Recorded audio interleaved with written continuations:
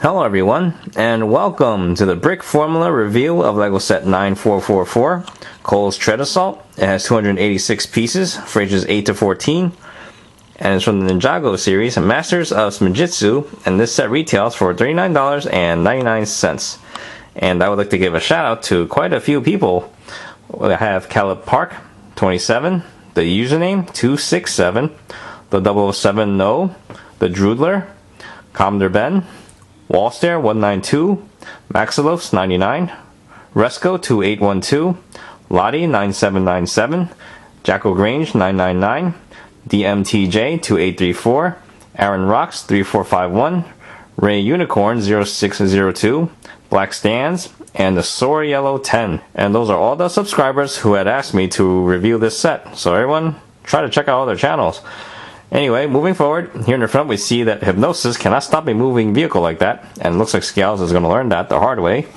Here are the minifigures, more on that later.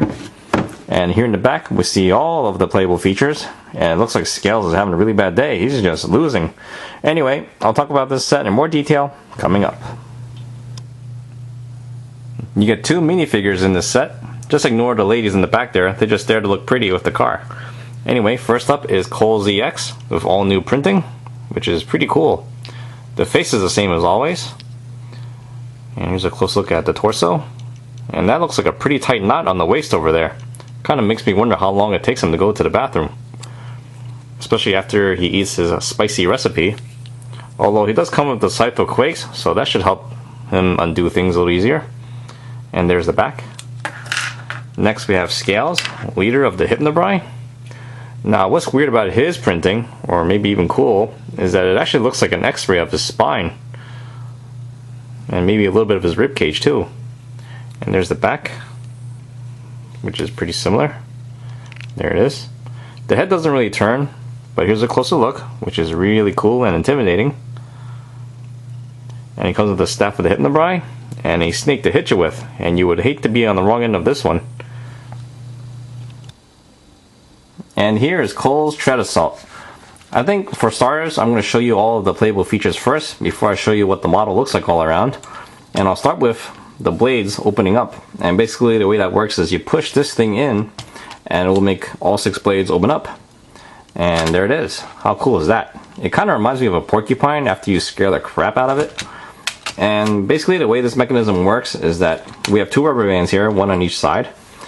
And when you push this thing, it will force this gray piece over here, over this hill, and that's what brings this piece up. And then this bar right here will push this one upward.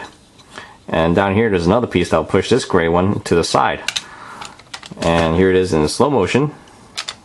See that? Works every time. Really nicely done. It's a really cool mechanism.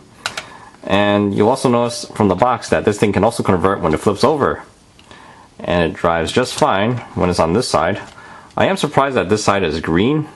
It was kind of strange considering this thing's all black. Maybe it's for the Green Ninja? I don't know yet. It's still a mystery to me.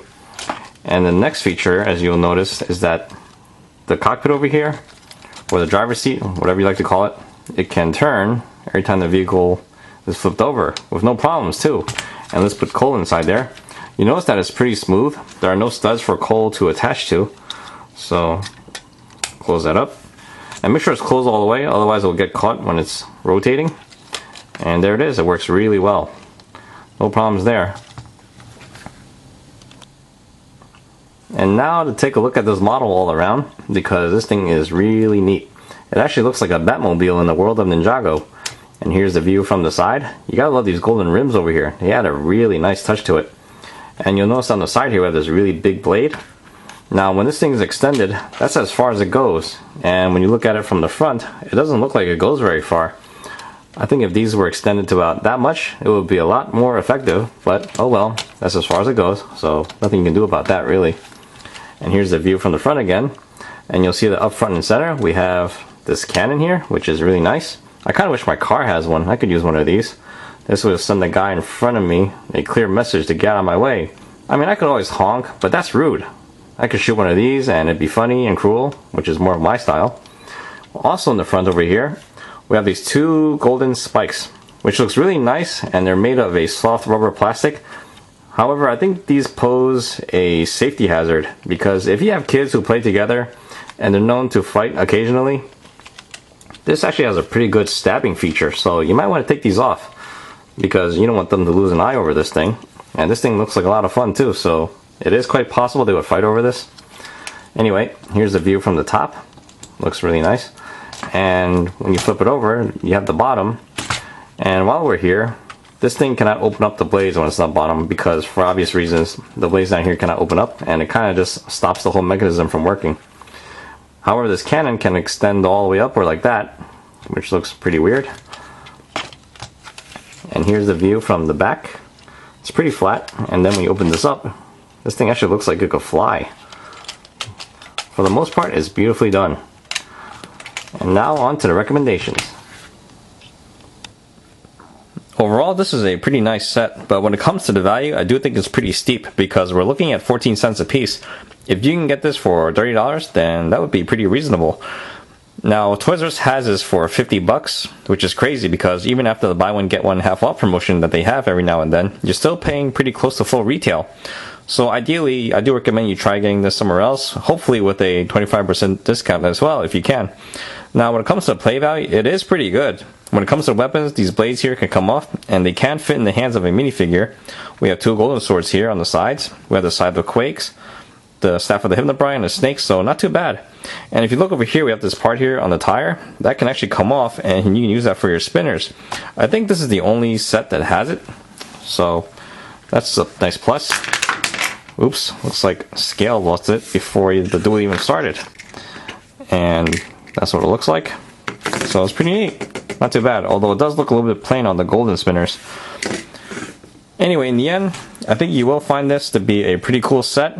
Just if you can get it a little cheaper, that would be great. And that's it. That sums up my review. I hope you guys enjoyed the show, and I'll see you guys next time.